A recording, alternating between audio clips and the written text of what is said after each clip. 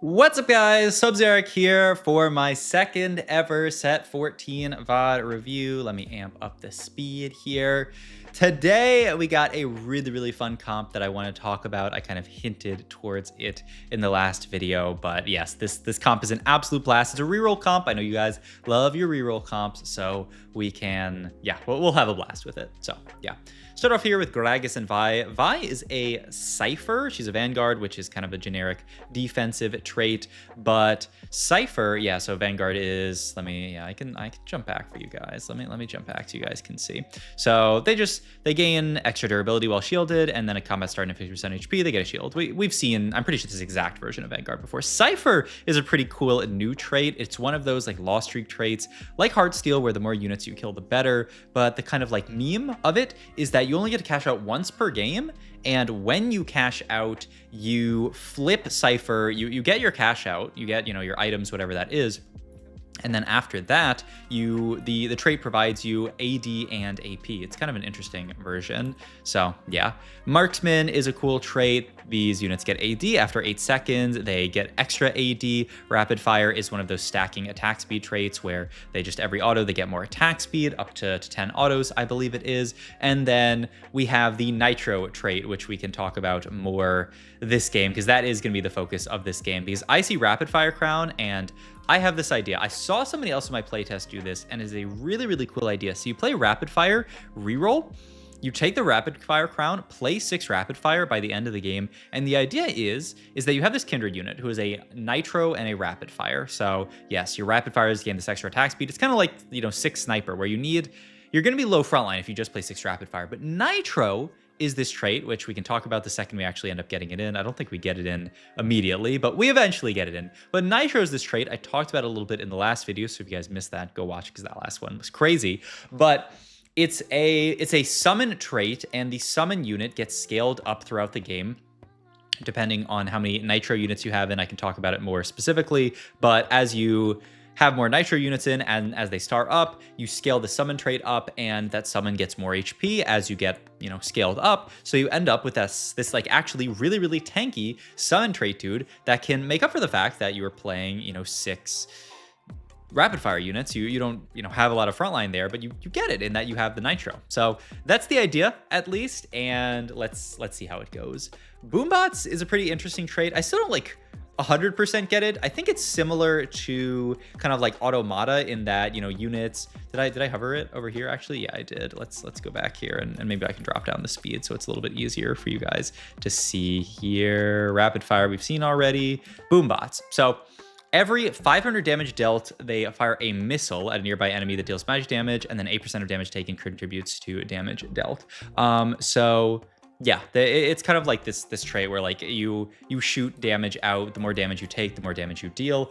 It is somewhat different in that I think it's 500 damage dealt. It's a little bit like kind of unclear how it's worded, but the idea is that like I think that's that unit dealing 500 damage. It must be, but we're still early set. So I mean, very early set. We are preset essentially, so it's a little bit tough. But yeah, fit the 4 rapid fire in here. You have Draven, who's a rapid fire as well. He's Cypher as well, like that cash out trait that we talked about. That's very cool, and he has this ability where he just whoosh, like throws his axes, like his ult. Very nice. So that's a fun unit there. TF's a cool unit as well. I know he throws his cards. I think he gets AP on auto attack, and so he synergizes with rapid fire in that way. I'm trying to remember. There's one unit that does that. I think it's TF, so kind of interesting. But yeah, I mean, going into carousel here, my idea is actually not to carry Kindred. My idea is to carry Kogmaw this game. I actually hovered Kindred's ability there, so maybe we can show that real quick. So Kindred's ability is she just shoots Wolf, deals damage, and then overkill damage bounces. So it's just one big burst of damage. You really want like IE onto a Kindred. Kogmaw is interesting. He's kind of like an AD version of this previous set's Kogmaw, where casting just grants him extra attack speed, and then it also gives him on-hit damage, but it's AD damage instead of AP damage, like the current Kogmaw is AP. So it's basically the exact same thing, except he's 1 cost and it's AP damage instead of AD. So yeah, it's an interesting kind of take on it, but I really want, you really want Guinsoo if you're going to play that version. We also end up moving this rapid fire emblem around a lot. We throw this onto Nidalee, and my idea is, you know what? I didn't get Guinsoo off Carousel, so I'm just going to play around Kindred as my main carry. I'm going to be going for her 3-star anyway. So yeah, and Nidalee is actually a pretty solid rapid fire. She sits back here. She kind of does her pounce if you've played League. I think that's her... Well, pounce is actually W. I'm thinking more of like her Q type thing. But yeah, she hits that unit, and she also sends that to a couple of other units. And also at this point, I'm just saying, you know what? I'm losing. I lost my streak. I'll just play 4 rapid fire and chill. Like, I don't really care if I win or, lose in this spot. Honestly, I should have played for 5 loss this game, I'm pretty sure, but I bungled it a little bit. But, such is life. That's okay. And at least we're relatively healthy here, and almost 4 law. It would have been such a beautiful 5 loss. I was thinking about this. I'm like, oh man, I blew it, but it's fine. It's fine. It's fine. It's fine. Here, we can finally get Nitro in. So it takes a little while, but we get the Nitro little robot in here. So you can see it's a summon trait. We summon this robot here, and then after every round, you get these kind of like energy cores. Am I hearing? I think I'm hearing myself. Maybe I don't think that was the song. I think that was me at like tiny % audio, but whatever. Okay, but yeah, you get these little cores. It doesn't work on main round like this. So I'm gonna roll down a bit here with the idea that like I want to find some upgrades. I do end up just finding the Shyvana, so I'm kind of like, well, there's not really much I can roll for more here, so I guess I chill. Nitro is also, so I'll probably hover over it at some point. But Nitro, the amount of stacks you get does scale up with how many, like how many units you have in and the star level. It doesn't scale just directly, so it's not like 1 star is 1, 2 stars 2, 3 stars 3. It scales in kind of a weird way, and if I hover over it, I can show you. I just take speed kills here. You get extra stacks for your rapid fires, and it can go up to 20. It's also, if you win combat quickly, you gain 2 gold, but I never got the gold, so I'm pretty sure that was just bugged the entire time, which is a little bit tragic, but such is life. Did I hover Nitro there? I wish I did, but I feel like I didn't. Let's go and look. I don't think I did. I don't know. I'll hover it more at some point in the game, probably, though I have kind of hovered it in the past. But yeah, it's like 2-star units I think 1 star gives 2 stacks, and then 2-star gives 3 stacks, and then 3-star gives 4 stacks, maybe, is how it works. So it's like non-linear, so that you can play a few 1-star units and still get a decent amount of stacks. But I guess we can just see how many stacks we get here this round. And I also really just love the effect of it. Also, we get the splitter thing. Yeah, so we're getting 10 stacks per round. So actually no, we're only getting 8 per round. We're getting 8 at this version, which is 3 2-star versions. So actually, I don't know how that works exactly, but actually, maybe one of them was 1 star going into that round. I don't actually know how we got 8 there, but whatever. In that way, it scales. Although, how much gold did I think I immediately forgot. I think I chose to not split, and I got a lot of gold there, right?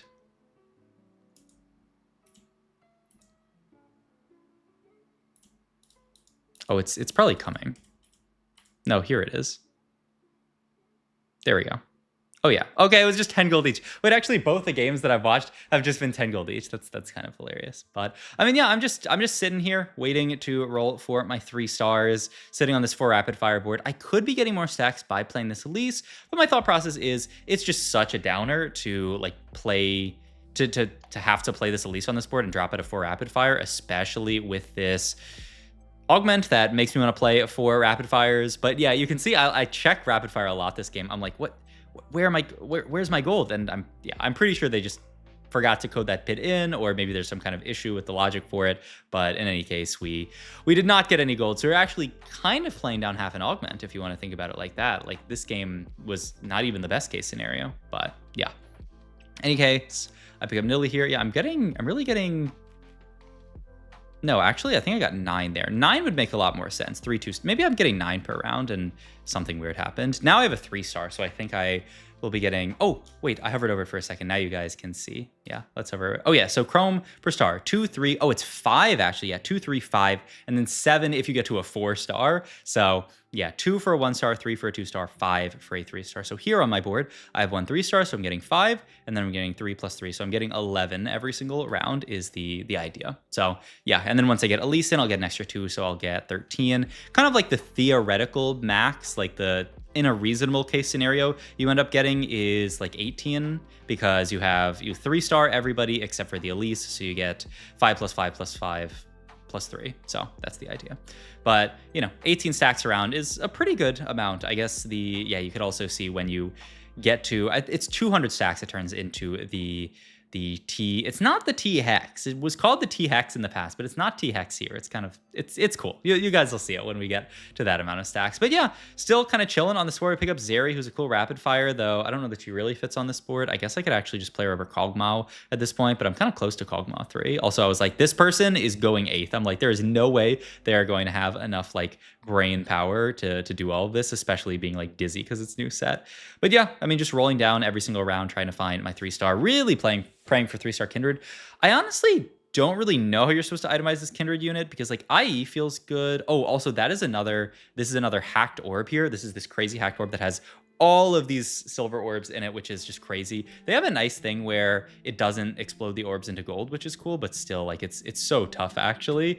Just, you know, you pick up so much. It's a lot of gold, but it can also be a lot of units. It's pretty wild. But yeah, at this point I'm like, I have a lot of gold. I need to roll down here and hit my 3 stars. I am so close to a lot of really important stuff here. Kind of have to start making cuts here and say, you know what, who cares about Elise?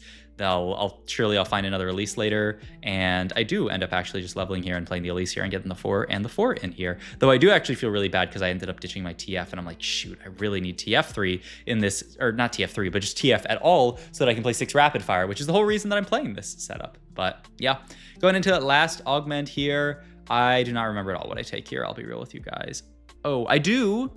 Actually, I did some TFT science here. I was like, I have a lot of items. Cyber implants can be good here. And does cyber implants work on this? So you see 2996 and 67 AD. And then I click this and boom, it does actually work on the dude. Now, I don't know if that's a bug or not. And you know, maybe that'll change when we get to live. But for now, it actually works on the little robot. So that's actually a really cool, you know, extra unit that gets cybernetic. Also, just cybernetic AD, really good with attack speed because AD and attack speed, they multiply off each other. And point number 3, cybernetics is back in the game. Like, it's so cool. This is the only one I think I saw. I don't think we have like bulk or the other ones, but I could be wrong. But even just cyber implants is just such a fun augment. You have to try to figure out where to put all of your items and stuff like that. This game actually, I had kind of an issue trying to figure out how I would like swap around items because I am sitting here kind of sad that I have a Kogmaw 3 with 0 items, but I'm also kind of like, well, what am I supposed to put on him, you know?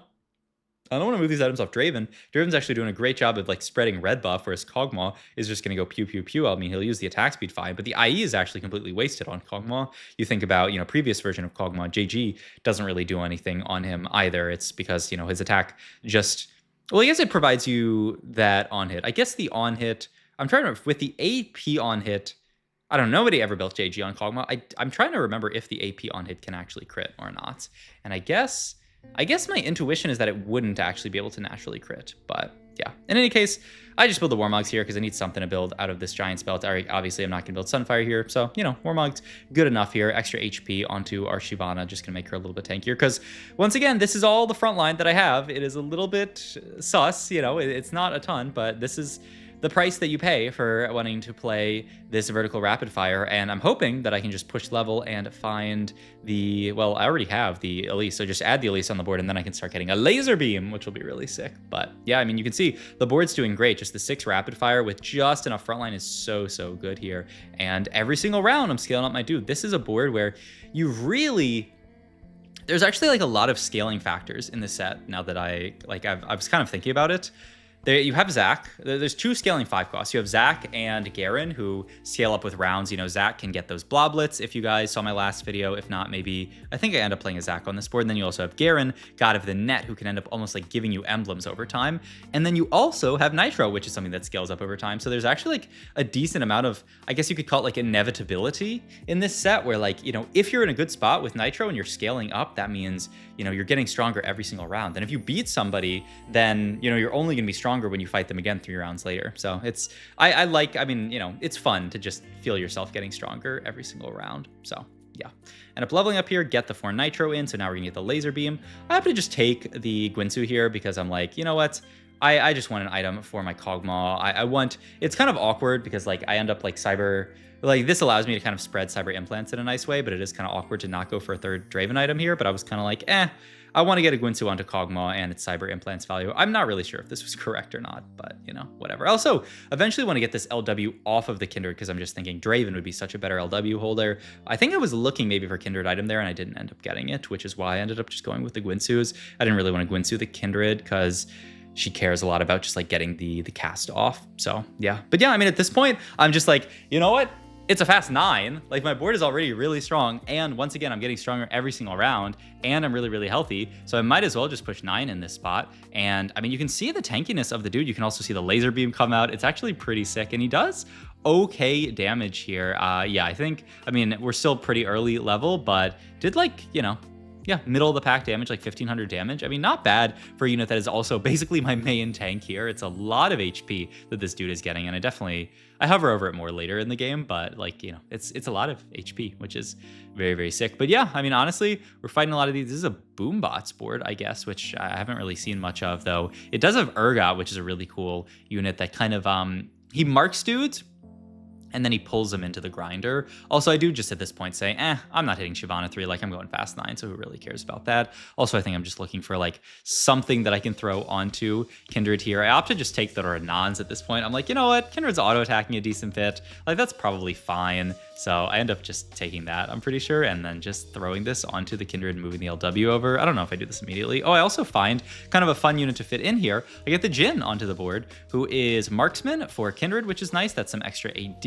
And then it's also Nitro, randomly enough, the mana gen trait, which is not bad. It spreads to the entire team. It's extra just for Elise and him, but yeah, you know, it's kind of whatever.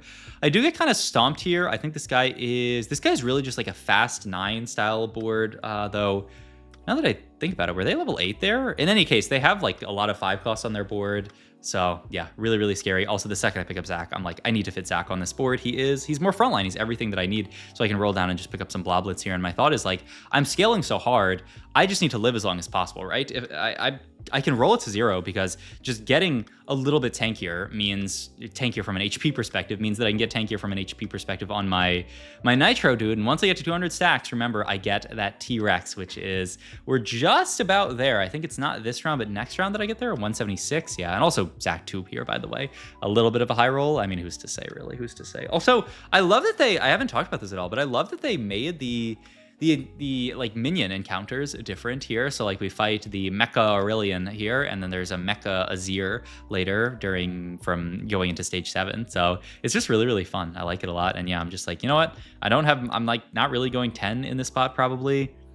I think I just take like, what do I take here? Just like Bramble. I'm like, Bramble should be good enough against a lot of these boards. And the Crown Guard is like kind of honestly whatever. And I think I just throw this. Oh, I reforge. I think Kai told me to reforge, and then I just reforged into this garbage Sunfire. And honestly, it was probably correct to reforge, but I mean, if I lose this game, I blame Kai. But yeah, all good. I'm also holding on to this Renekton, just the idea that like he is a Bastion, so like maybe I'll fit him someday, but like I don't think that's actually realistically happening. But now, once I hop back onto my board, you can see we have the T-Hex. This person also sells to try to roll for Samira 3. She is a 5 cost as well. Gets really, really close there actually, but just doesn't hit, which is so, so tragic. But yeah, the T-Rex, I guess we can't even really see the T-Rex in all of his glory this round, but it's okay. We got a few more rounds left, and the T-Rex will continue to scale up with the stacks. But yeah, I mean, this honestly was one of my favorite traits so far that I played in playtest. It's just so fun to have the infinite scaling, the T-Rex. I also skipped Elise 2 there because I'm a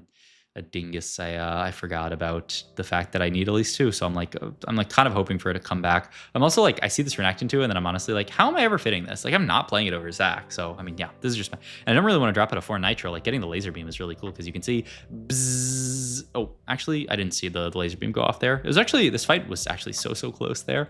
I think there were just so many particles there. I didn't see laser beam. Okay, we'll watch for the laser beam next one. Maybe you guys honestly probably saw it, and I just missed it, unless the T-Rex got interrupted or something. I don't think it did. I just take Shojin here, just get an item onto Zeri, I'm pretty sure.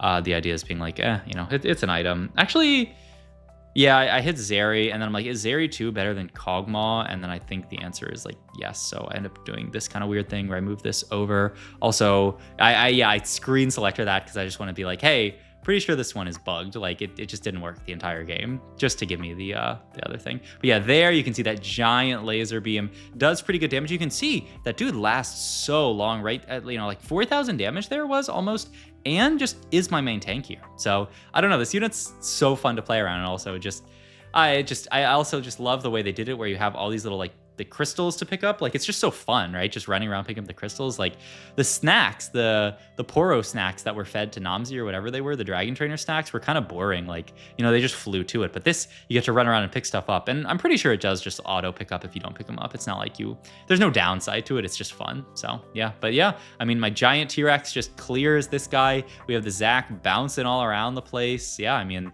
it's honestly light work at this point. I'm just like, is this guy trying to hit some kind of like 3-star 4 cost or 3-star 5 cost or something? Oh, we do get to see Mecha Zero. Oh, you can see this person. Okay, so there's actually, this is the first time I've hovered over Golden Ox actually, so this is probably helpful for you guys to see.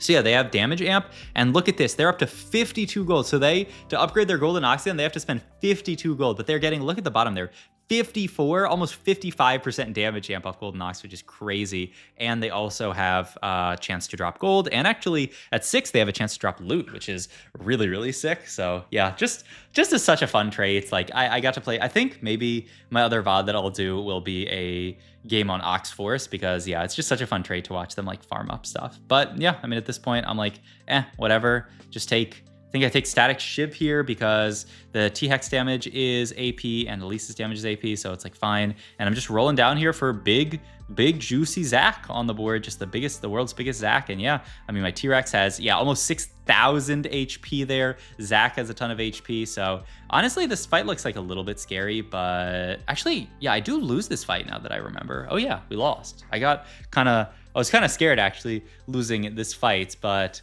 I think Kai gave me some good advice that like theoretically you want your Zac to die quickly so that he splits quickly. And I also realized like, okay, I'm kind of getting like AoE down by scary stuff. Like I'm just gonna make sure, what do I get AoE? Oh, right, they have AoE on this dude, the Viego, who does like a big AoE ult, and then like Annie's also doing some crazy stuff. So, oh, and then Kobuko also has AoE. So yeah, I'm really just like trying to make sure I don't get AoE'd. Though I think Kai flames me again here because my dude's on the opposite side, so I end up losing this fight as well. And I'm like, oh no, wait, am I just doomed?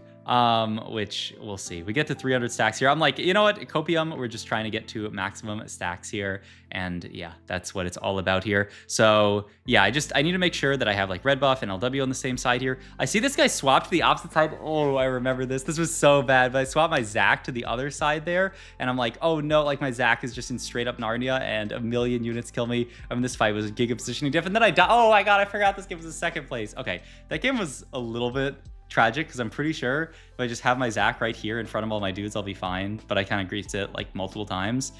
But I mean, cool showing from Oxforce from the other guy, and a really cool showing for Rapidfire and Nitro. I mean, is it? Look, I'm a little bit rusty, I will say. I'm locking in this set. I'm going for rank 1, but yeah, I mean, the game was a little bit rough at the end there, but that's fine. It's a learning experience. So hope you guys enjoyed this video. If you did, please like, comment, and subscribe. Check out my Twitch, my Metafy, all my links down below, and I will see you guys in the next video. Thanks always for watching. Bye.